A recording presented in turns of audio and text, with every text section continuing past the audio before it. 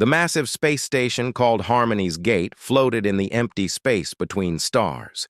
Inside its metal walls, representatives from 47 different alien species had gathered. The Grand Assembly Hall buzzed with strange sounds. Some aliens clicked their claws on metal desks. Others made low humming noises through their breathing holes. A few released chemical scents that made the air thick and heavy. Captain Jake Morrison stood alone at the center of the huge room. His Blue Earth Defense Fleet uniform looked simple compared to the fancy robes and metal suits worn by the aliens. Around him, next to him, Ambassador Lisa Rodriguez kept her face calm even though she could feel the anger in the room. The Galactic Council had called this emergency meeting for one reason. Humans had broken the rules.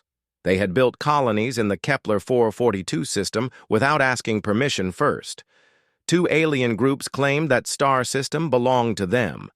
The bird-like Rillan said their ancestors had hunted there for thousands of years. The crystal beings called the Collective said they needed the planets to dig up rare metals. Counselor Zeftar banged his metal staff on the floor 3 times. He was from the Vorthak species and looked like a giant lizard wearing golden armor. His yellow eyes stared down at the two humans as the room grew quiet. "The charges are clear," Zeftar said in his deep voice. The translation device in Morrison's ear turned the alien words into English. "Humans have violated the non-expansion accords. They built colonies without council approval. They ignored our warnings to leave. They have shown no respect for galactic law." Elder Counselor Thexnall rose from his seat.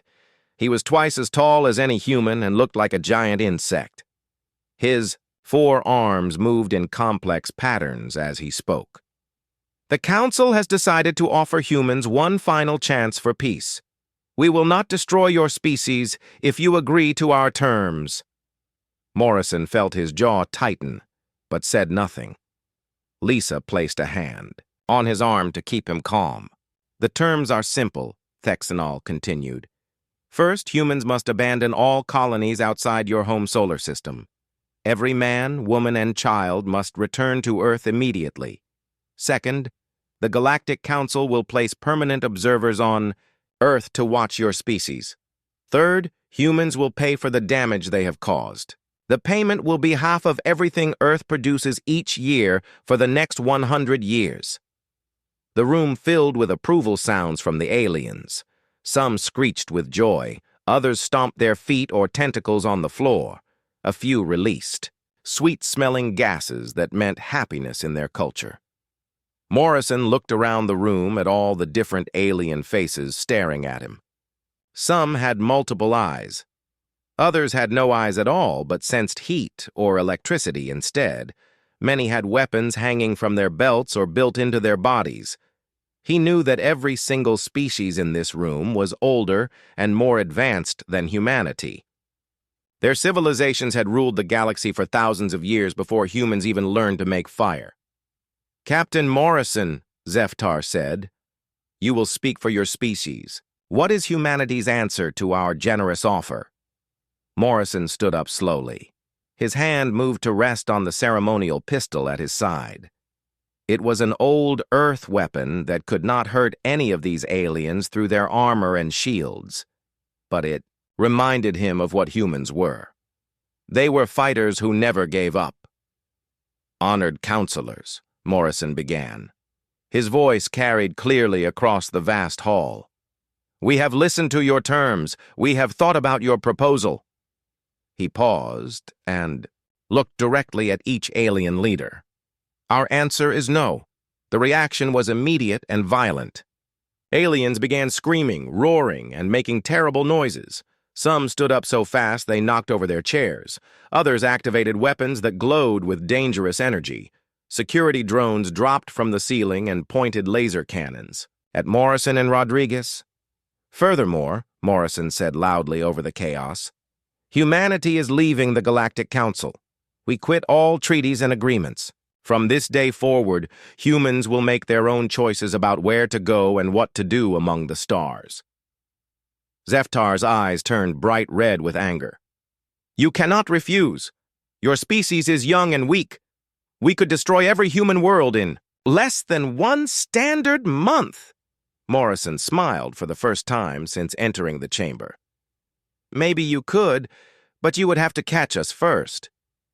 "This is madness," shouted the representative from the Crystalline Collective. Her voice sounded like breaking glass. "Humans have only 300 ships. The Council commands over 10,000. "Numbers do not mean everything," Morrison replied. "Humans have something you have forgotten during your thousands of years of comfortable civilization. We remember how to fight when our backs are against the wall." Elder Counselor Thexanol raised all four of his arms for silence. "If humans choose war instead of peace, then war they shall have. I hereby declare that humanity is an enemy of galactic civilization. All Council species are ordered to prepare for military action." Morrison and Rodriguez walked toward the exit as angry aliens continued to shout threats. At the doorway, Morrison turned back one final time. "You should have offered us real peace," he said. "Not slavery dressed up with fancy words. Now you will learn why humans survived every disaster our planet could throw at us." The two humans left the chamber as the aliens began planning for war. None of them understood that Morrison was not just making threats. Humanity had been preparing for this moment since the day they first met alien life. They knew this day would come eventually. Aliens always thought they were better than humans. They always tried to control what humans could do. But humans had learned something important from their violent history on Earth. Sometimes you had to fight for the right to be free. Sometimes peace was just another word for surrender. And humans had never been good at surrendering. The war was about to begin. The Galactic Council thought it would be over quickly. They were wrong. The news of humanity's refusal spread through the galaxy faster than light itself. On every alien world, government leaders called emergency meetings. Military commanders began moving their fleets into attack positions. The Galactic Council had never been defied like this before. Not once in over 2,000 years had any species dared to say no to their demands. General Korthvik of the Zephyrian Empire took control of all Council military forces. He was a veteran of dozens of wars against primitive species who thought they could resist galactic civilization. Standing in the war room aboard his flagship, he looked at the holographic display showing human space. It was such a tiny area compared to the vast territories controlled by the Council. "Humans have 72 standard hours to surrender," Korthvik announced to his staff. "After that, we will destroy every human settlement in the galaxy. Leave no survivors." The message was broadcast to every human colony and ship. Admiral Susan Walsh received it aboard her battlecruiser New York while patrolling the outer edge of human space. She read the surrender demand twice before calling her senior officers to the bridge. "They want us to give up everything," she told her crew. "Our colonies, our freedom, our future. They think 72 hours is enough time for us to break down and beg for mercy." Commander Kate Johnson checked her scanner readings. "Admiral, we're detecting massive fleet movements throughout Council space. They're bringing everything they have. Current count shows over 8,000 ships heading toward human territory." Walsh nodded grimly. "How many ships do we have ready for combat?" 293, ma'am. Most of them are exploration vessels with basic weapons. Only about 50 were built specifically for fighting. The numbers were clear. Humanity was outnumbered more than 20 to 1. Any normal military leader would have ordered immediate surrender. But Walsh was not normal. She had studied every human war in history. She knew that humans fought differently than other species. "Send a message to all human settlements," Walsh ordered. "Execute Protocol 7 immediately." Protocol 7 was humanity's ultimate contingency plan. Every colony, every ship, every human outpost had prepared for this moment. They would not surrender. They would not retreat to Earth like beaten animals. Instead, they would disappear. On the farming world of Kepler 442b, Danny Collins gathered, his neighbors in the main settlement hall. He was a former Marine who had come to this planet to grow food for other human colonies. Now he was about to turn his peaceful farming community into a military base. "The aliens are coming," he told the crowd of worried colonists. "They want us to pack up and go home to Earth with our tails between our legs. Anyone here planning to do that?" The answer came as a loud roar of "No!" from every person in the hall. Danny's daughter, Amy Collins, stood up from her seat in the front row. She was the chief terraforming engineer for the colony and knew every tunnel, cave, and underground facility on the planet. "I've been converting the atmospheric processors," she announced. "Instead of making air, they can now make chemical weapons. We also have underground bunkers that can hide our entire population. Let the aliens come. They will find this world harder to take than they think." Meanwhile, on the industrial planet of Proxima Centauri B, factory supervisor Betty Thompson was leading the most ambitious construction project in human history. Her workers had exactly 60 hours to convert their civilian manufacturing plants into military production facilities. "I know this seems impossible," she told her exhausted crews. "We're trying to build a war machine in 3 days, but remember what humans did back on Earth. We went from making cars to making tanks in a matter of months. We can do this." The work never stopped. Welders worked until they collapsed from exhaustion, then other welders took their place. Assembly lines that had been making farming equipment were retooled to produce ammunition. Chemical plants that made fertilizer began, producing explosives instead. All across human space, similar scenes played out. Ordinary people became soldiers. Peaceful colonies became fortresses. Exploration ships were fitted with weapons and armor. Humanity was transforming itself from a species of explorers into a species of warriors. Admiral Walsh coordinated everything from her command ship. She worked with Colonel Ryan Murphy and other strategic planners to put together a defense that could work against impossible odds. "We cannot fight them the way they expect," Walsh explained to her staff. "They have better ships, better weapons, and more experience. If we try to meet them in open battle, they will crush us in hours." "What do you suggest, Admiral?" asked Commander Johnson. "We fight like humans have always fought when facing a stronger enemy," Walsh replied. "We hit them where they do not expect it. We make them chase us through space they do not know. We turn their strength against them." As the 72-hour deadline approached, the alien fleets arrived at the edge of human space. General Korthvik expected to find human ships waiting to surrender or flee. Instead, he found empty space. No ships, no messages, no signs of human activity at all. "Where are they?" he demanded from his bridge crew. "Unknown, General," replied his intelligence officer. "All human colonies appear to be abandoned. We are detecting no ship movements, no communications, no energy signatures." Korthvik felt the first hint of unease. In all his years of warfare, enemy species had always done one of 3 things when faced with council power. They surrendered immediately, they tried to fight hopeless battles, or they fled to the far edges of the galaxy. Humans had done none of these things. They had simply vanished. "Begin landing operations on all human worlds," he ordered. "Find out where they went." The first alien landing forces touched down on Kepler 442b 6 hours after the deadline expired. They found empty cities and abandoned farms. No signs of fighting, no evidence of hasty evacuation. It was as if the entire human population had simply disappeared into thin air.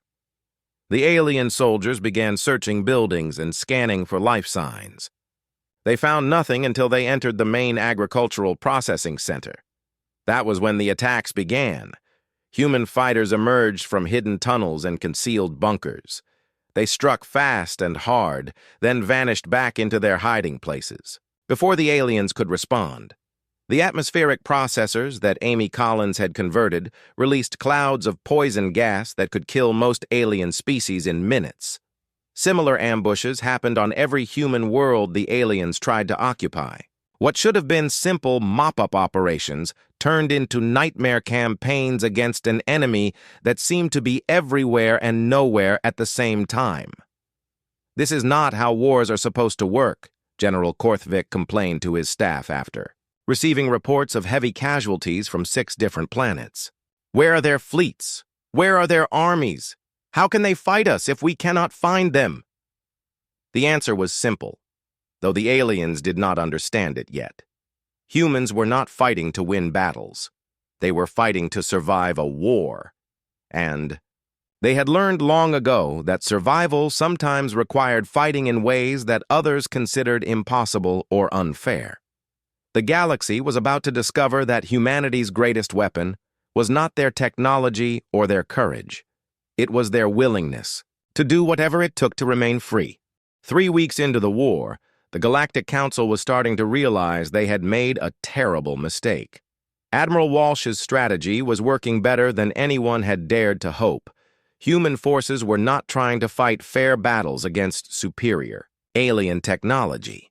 Instead, they were targeting the one thing that every advanced civilization needed but rarely protected properly: their supply lines.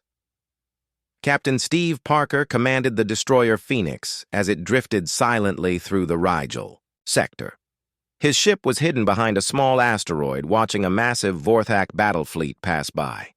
The alien ships were impressive and deadly, but they were not his target. Parker was waiting for something much more valuable. "There," whispered his sensor officer. "Supply convoy approaching from the rear. 12 freighter ships carrying exotic matter fuel cells." Parker smiled coldly. "All ships, begin attack run. Remember, we hit the cargo vessels and run immediately. Do not engage the warships." The Phoenix and 5 other human destroyers emerged from their hiding places and struck like lightning.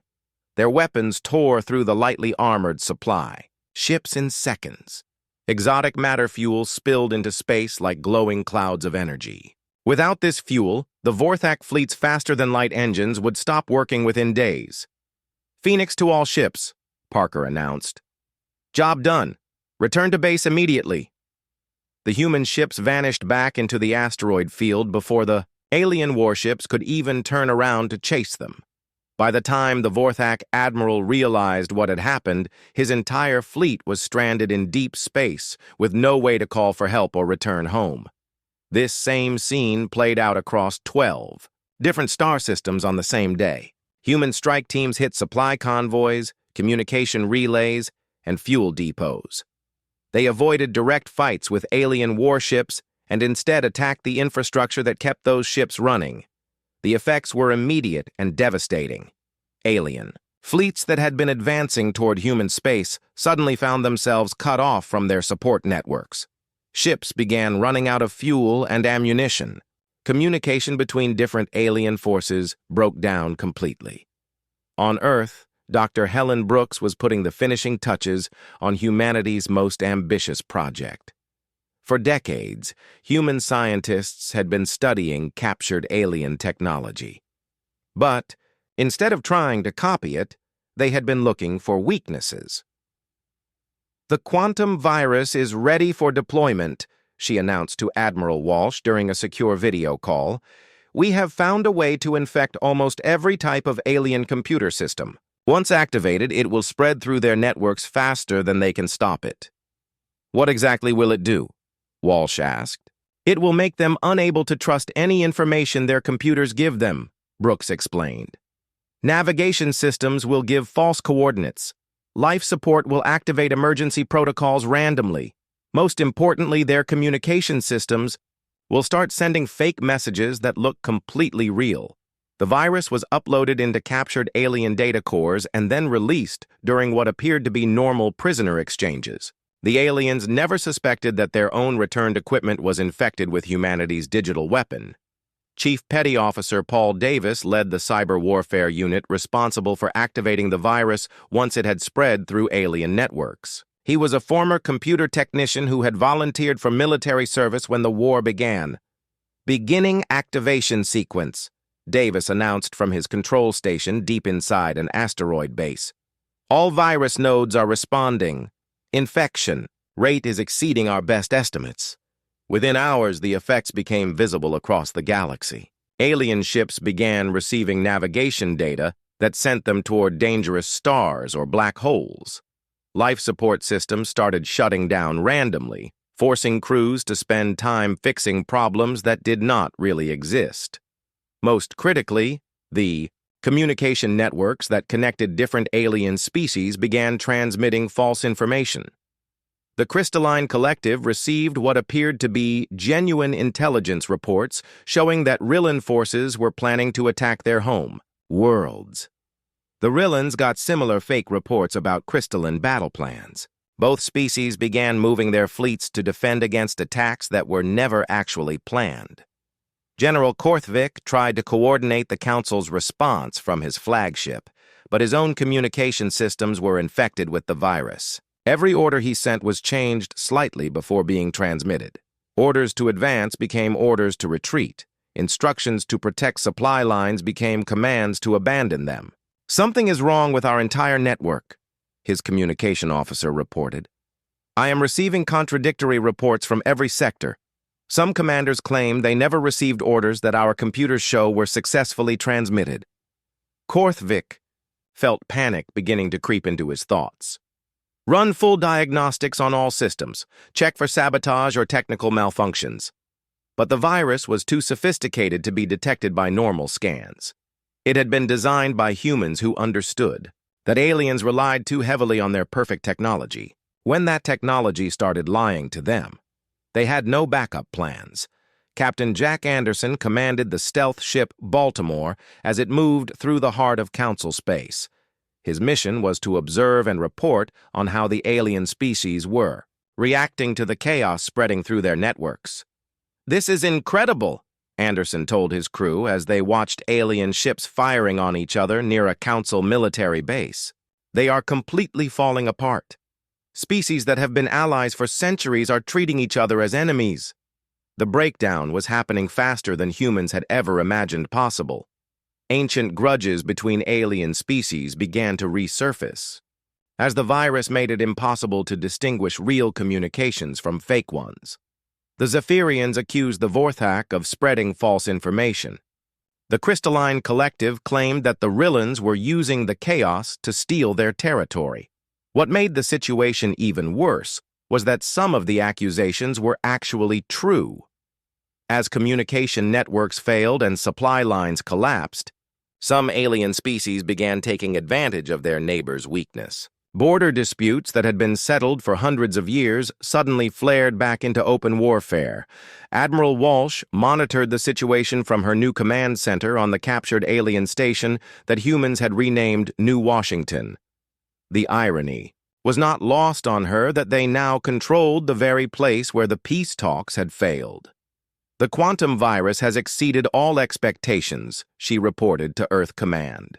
"The alien species are not just fighting us anymore, they are fighting each other. Some fleets are completely lost in space because their navigation systems are giving them false coordinates. Others are attacking their own allies because they believe fake intelligence reports." The war was transforming into something that no one had predicted. Humans were still heavily outnumbered and outgunned, but numbers meant nothing when the enemy could not coordinate their forces. The Galaxy Council was discovering that their greatest strength, their advanced technology, had become their greatest weakness. The aliens had built a civilization based on perfect information and flawless communication. When humans took that away from them, they did not know how to adapt. They had forgotten the most basic rule of warfare: never trust anything completely. Humanity, on the other hand, had grown up expecting their technology to fail at the worst possible moment. They always had backup plans and manual overrides. When alien systems began giving false information, humans simply assumed all information might be false and planned accordingly. The galaxy was learning a hard lesson about the difference between advanced technology and true intelligence.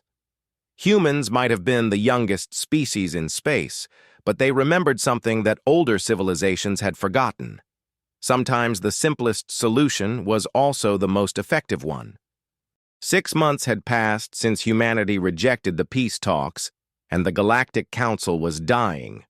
The quantum virus had evolved beyond what even Dr. Brooks had expected. It no longer just changed information. It learned from each alien system. It infected and adapted to new security measures faster than they could be implemented. On the fortress world of Nexus Prime, Elder Counselor Thexanol called an emergency session. Of the original 47 species that had formed the council, only 17 still answered the call. The others were either fighting civil wars, had lost contact completely, or were too busy defending their home worlds from former allies. Thexanol had lost 2 of his 4 arms in an assassination attempt the previous week. The Vorthak claimed it was not their fault, but their own security recordings showed Vorthak soldiers entering his quarters. Of course, those recordings might have been faked by the virus. Nobody could trust anything anymore. The situation is critical, Thexanol announced to the remaining delegates. His voice carried the exhaustion of someone who had not slept properly in months. We must find a way to stop this technological plague before it destroys what remains of galactic civilization. Core Mind Jartel of the Crystalline Collective projected a holographic display showing the latest intelligence reports. Her crystalline body flickered with angry red light as she spoke. "The evidence is clear," she declared. "Vorthak forces have attacked 17 of our mining operations in the past month. They claim these attacks never happened, but we have sensor records proving otherwise." General Korthvik rose from his seat, his reptilian features twisted with rage. "Those records are fake. The virus has infected your systems just like everyone else's. We have our own evidence showing that crystalline ships have been raiding our supply convoys." "Your evidence is the fabrication," Jartel shot back. "Crystal, memory cannot be corrupted like your primitive biological computers." But that was no longer true. The virus had learned to affect even crystalline data storage systems. It could modify quantum states in ways that made false information look completely authentic. The Crystalline Collective's perfect memory was now just as unreliable as everyone else's. Other delegates began shouting accusations across the chamber. The bird-like Rillans accused the Zephyrians of stealing their hunting territories. The Zephyrians claimed the Rillans had been secretly negotiating with human forces. Every species had evidence that their former allies had betrayed them. Most of that evidence was created by the virus, but some of it was real. The truth was that as communication broke down and resources became scarce, some species had indeed begun taking advantage of the chaos. Border raids that would have been unthinkable 6 months ago were now happening daily. Ancient treaties were being ignored as each species focused on its own survival. Meanwhile, humanity continued to expand into the territories that alien forces had abandoned. Commander Greg White led the colonial survey ship Virginia to establish new settlements and star systems that had been evacuated by panicking alien populations. "It's almost too easy," White reported to Admiral Walsh. "Entire sectors are empty except for automated defense platforms, and most of those have been shut down or are malfunctioning because of the virus. We're finding worlds with complete alien infrastructure that we can take over with minimal modification." Engineer Nancy Lopez had designed a new type of prefabricated colony that could be deployed and operational within weeks rather than years. These rapid deployment bases allowed humans to claim territory faster than anyone else could respond. "The key is speed," Lopez explained to her construction teams. "By the time any alien species realizes we're there, we already have a fully functional settlement with defensive systems. They would have to fight a major battle just to dislodge us, and most of them are too busy fighting each other." The psychological impact on alien populations was proving just as devastating as the technological disruption. Species that had known only ordered bureaucratic civilization for millennia were struggling to cope with uncertainty and chaos. Their governments were paralyzed by the inability to trust any information. Their military forces were scattered and confused. Refugee fleets began fleeing toward the Galactic Rim, abandoning entire sectors to human expansion. These were not military retreats, but complete civilizational collapse. Whole species were giving up on territories they had controlled for thousands of years rather than deal with the constant uncertainty. Admiral Walsh observed this exodus from her command center on New Washington. The former Harmony's Gate station had been completely converted to human needs and now served as the capital of what humans were calling the Terran hegemony. Intelligence reports indicate that at least 12 species have completely withdrawn from Council space, her aide Commander Kate Johnson reported. They're not just retreating militarily, they're abandoning their colonies and moving their entire populations to the outer galaxy. And the ones that are staying? Walsh asked. Fighting each other mostly. The Vorthak and Crystalline forces engaged in a major battle near the Rigel system yesterday. Both sides took heavy casualties and blamed the other for starting the conflict. Meanwhile, Zephyrian and Reelan fleets are skirmishing along their shared border. Colonel Jake Morrison, now commanding the garrison forces protecting New Washington, often stood in the same chamber where he had delivered humanity's rejection of the peace talks. Through the massive viewports, he could watch alien ships fleeing past the station on their way to unknown destinations. "Do you ever wonder if we went too far?" he asked Walsh during one of their regular strategy meetings. Walsh considered the question carefully. "We gave them a choice. They could have offered us real partnership instead of demanding our surrender. They chose to threaten us with extinction rather than treat us as equals. And now their entire civilization is collapsing." "Their civilization was already collapsing," Walsh replied. "They just didn't realize it yet. Any society that depends completely on perfect technology and absolute control is fragile. We just showed them how fragile." The final blow to the Galactic Council came when Core Mine Jartel and General Korthvik began arguing during what was supposed to be a peace negotiation session. The virus had infected both of their translation systems, causing each to hear insults and threats instead of diplomatic language. Korthvik drew his plasma weapon and fired directly at Jartel. The crystalline being shattered into millions of pieces, her consciousness scattered beyond recovery. The remaining delegates fled the chamber as Vorthak and crystalline security forces began shooting at each other. That was the last official meeting of the Galactic Council. Within days, the remaining member species were formally declaring war on each other. Ancient alliances that had lasted for centuries dissolved in a matter of hours.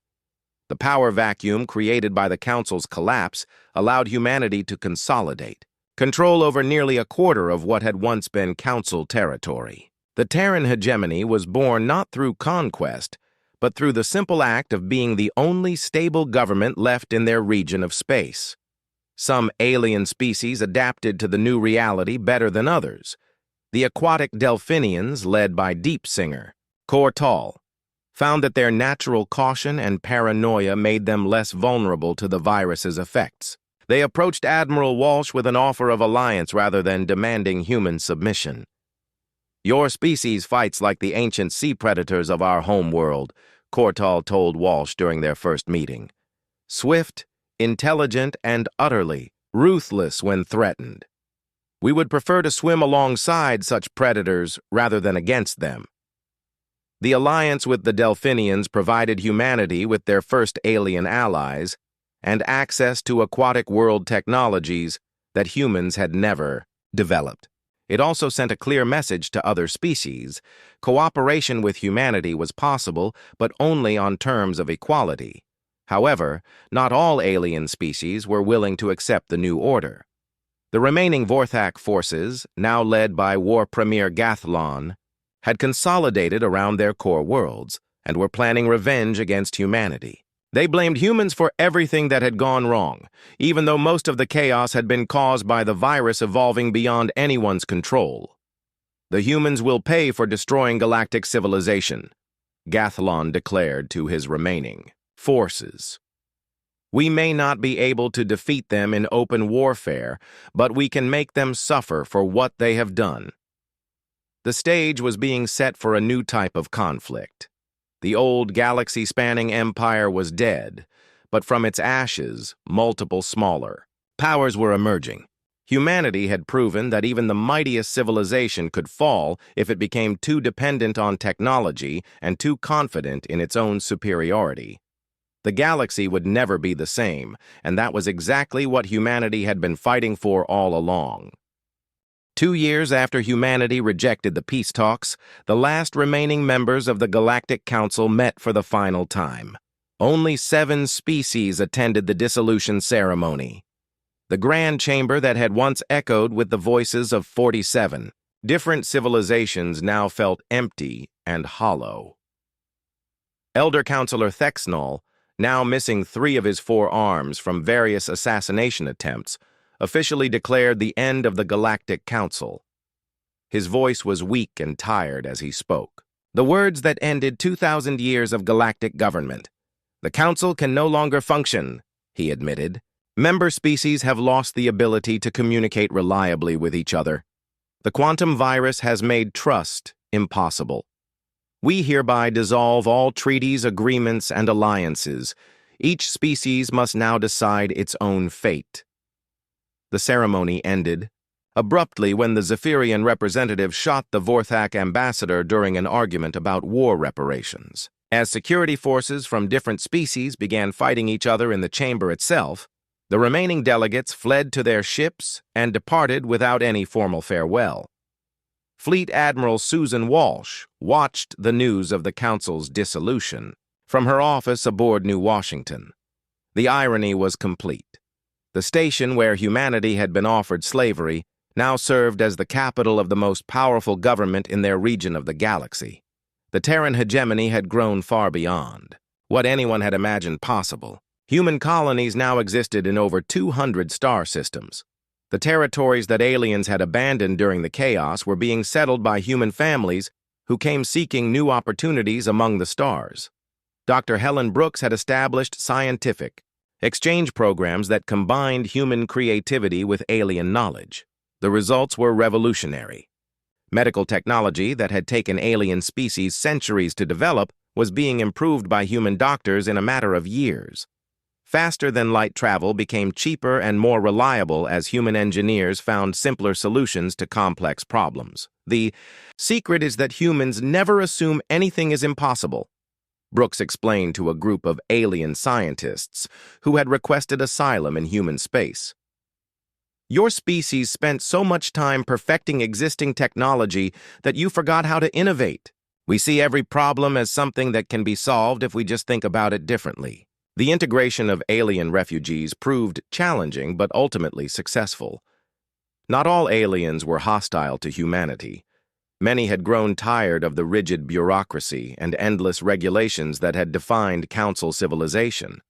They found human society refreshing in its willingness to try new approaches to old problems. Some species adapted to human leadership better than others.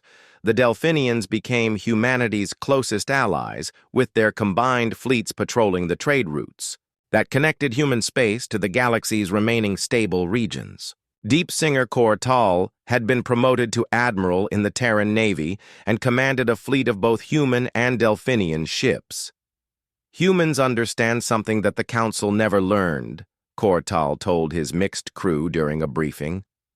True strength comes from diversity, not uniformity. The Council demanded that all species follow the same rules and think the same way.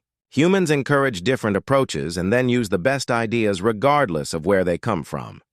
However, not all former Council species accepted the new reality. The Vorthak hegemony, reduced to only a dozen worlds, had become a breeding ground for terrorism and revenge plots. War Premier Gathlon led guerrilla attacks against human shipping in isolated colonies. The humans destroyed our civilization, Gathlon declared to his followers. They used their virus to turn us against each other. They took advantage of the chaos they created to steal our territories.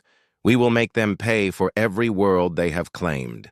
Colonel Jake Morrison, now commanding the Rapid Response Force aboard the battleship Constitution, led the efforts to counter these threats. His tactics had evolved from the desperate improvisation of the early war to the calculated efficiency of an experienced commander. The Vorthak remnants are predictable, Morrison explained to his officers. They attack soft targets and then retreat to hidden bases in asteroid fields or dead systems. Our job is to find those bases and eliminate them before they can strike again. The Constitution and its escort ships had become symbols of human military power. Unlike the massive, slow warships favored by alien species, human vessels were designed for speed and flexibility. They could strike fast and hard, then disappear before enemy reinforcements could arrive. Engineer Nancy Lopez had been promoted to Chief of Naval Design and was overseeing the construction of humanity's most ambitious project yet.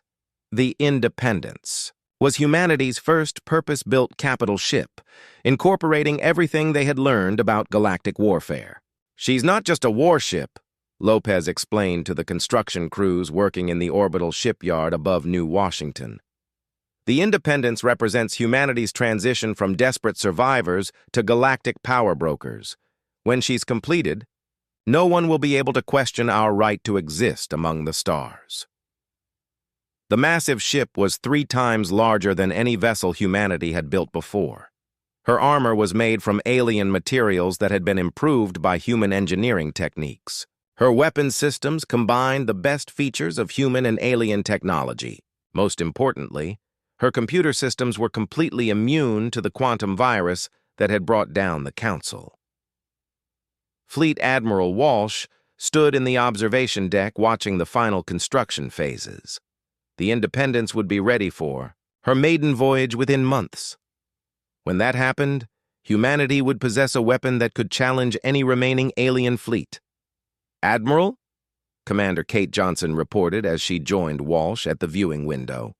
"We're receiving reports from our long-range survey ships. Captain Laura Mitchell aboard the Pathfinder has made contact with 3 new civilizations in the outer spiral arms."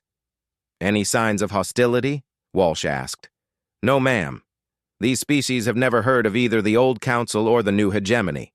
They seem interested in establishing trade relationships and cultural exchanges." Walsh smiled. This was exactly what she had hoped for. Humanity's expansion was no longer limited to claiming abandoned Council territories. They were making contact with entirely new civilizations that had no preconceptions about human capabilities or intentions. "Instruct Captain Mitchell to proceed with standard first contact protocols," Walsh ordered. "Make it clear that we come as equals seeking mutual cooperation, not as conquerors demanding submission." The difference between human and Council approaches to alien contact was stark. The Council had always demanded that new species accept their authority and follow their rules.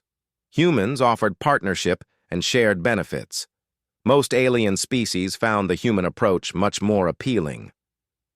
5 years after the failed peace talks, humanity controlled nearly a quarter of the former Council territory and maintained diplomatic relations with dozens of independent alien species.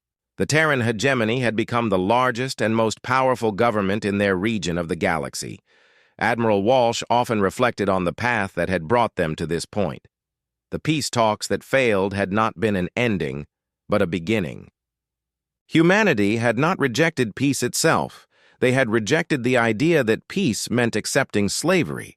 "We proved something important," Walsh told Morrison during one of their regular strategy meetings. "We showed the galaxy that being young does not mean being weak. We demonstrated that new ideas can be more powerful than old technology. Most importantly, we proved that the right to be free is worth fighting for." The future stretched out before humanity like an endless frontier. In the outer spiral arms, survey ships like the Pathfinder were making contact with civilizations that had never known the oppression of Council rule. These new species looked at humanity as liberators and partners rather than conquerors. The galaxy was vast, and humanity's expansion had only just begun. But the foundation had been laid for something unprecedented in galactic history. A civilization based on cooperation rather than domination, innovation rather than tradition, and freedom rather than control. The Galactic Council had made one final mistake when they offered humanity a choice between peace and freedom. They assumed humans would choose safety over independence. They were wrong. Humans chose to forge their own destiny among the stars, and in doing so, they had changed the course of galactic history forever. The age of human space had begun, and the galaxy would never be the same. What started as a rejection of unjust, peace terms had become the foundation of a new kind of civilization, one where being different was celebrated rather than punished, where new ideas were welcomed rather than feared, and where the youngest species in the galaxy had become teachers to civilizations thousands of years older. The stars belonged to everyone now, not just the ancient species who had claimed them first. And humanity intended to make sure it stayed that way.